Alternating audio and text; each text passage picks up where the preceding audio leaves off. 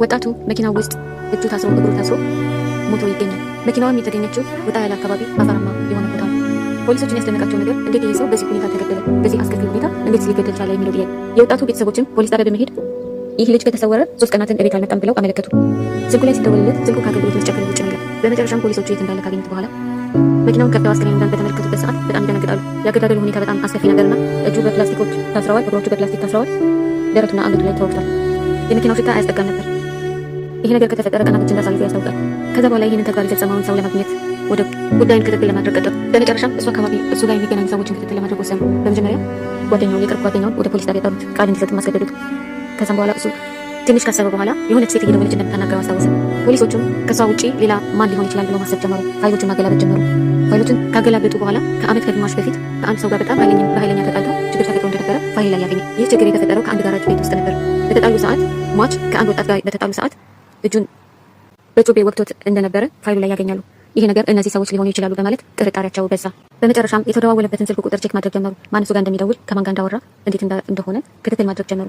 በመጨረሻም ይችን ሴት ከሱ ጋር በተደጋጋሚ እንዳወራች አወቁ። ፖሊሶቹ ይችን ሴት የመጣችው ጋራጁ ጋር የተጣላው ሰውዬ ልኳት ነው ብለው ጠረጠሩ። በመጨረሻም ጋራጅ ጋር የተጣላውን ሰውዬ ወደ ፖሊስ ጣቢያ ጠሩት። ይህ ሰው ጥያቄውን ሲጠየቅ ሰውነቱን መንቀጥቀጥና ሰውነቱን ማለብ ጀመረ። ከድንጋጤው ብዛት ውሃ አምጡልኝ፣ ውሃ መጠጣት ፈልጋለሁ ብሎ ጠየቀ።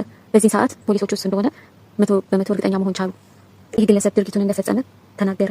ከዛ በኋላ ድርጊቱን እንዴት መፈጸም እንደቻለ አንድ ባንድ ለፖሊሶች ማሳወቅ ጀመረ። ሟቹ ጠንካራና አይበገሬ ሰው ስለሆነ እንዴት አድርጌ ልበቀለው እንደምችል እያሰብኩኝ ነበር። እሱን ለመበቀል የሚችለው አንድና አንድ መንገድ የሴትን ድምጽ መጠቀም ነበር። ከዛ ይችን ሴት አናገርኳት፣ እንድታናገረው አደረግኳት።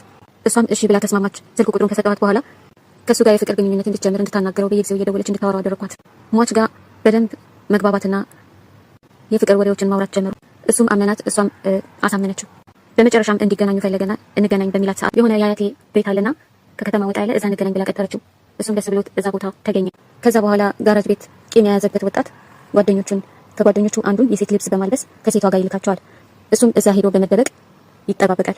ሟቹ ልክ ከመኪናው እንደወረደ የሚያናገራትን ሴትና በሴት ተመስሎ የመጣውን ወንድ አንድ ላይ ያገኛቸዋል። እሱ ግን አላወቀም ወንድ እንደሆነ። በመጨረሻም ልበቀል ያለው ሰው ከፊት ለፊት ይመጣና አንገቱና ደረቱን በጩቤ ይወጋዋል። ከዛም ይሄኛው ልብሱን በማውለቅ በፕላስቲክ እጅና እግሩን በማሰር ይተባበረዋል። ከገደሉት በኋላ መኪና ውስጥ በማስገባት መኪናውን ዘግተው ከአካባቢው ይሰወራሉ። በመጨረሻም ገዳዮቹ ተይዘው ፍርድ ቤት ቀረቡ። ውሳኔም ተሰጣቸው። የዛሬው ታሪክ ይህንን ይመስላል። በጣም ስላስገረመኝ ነው ሼር ያደረኳችሁ። ባይ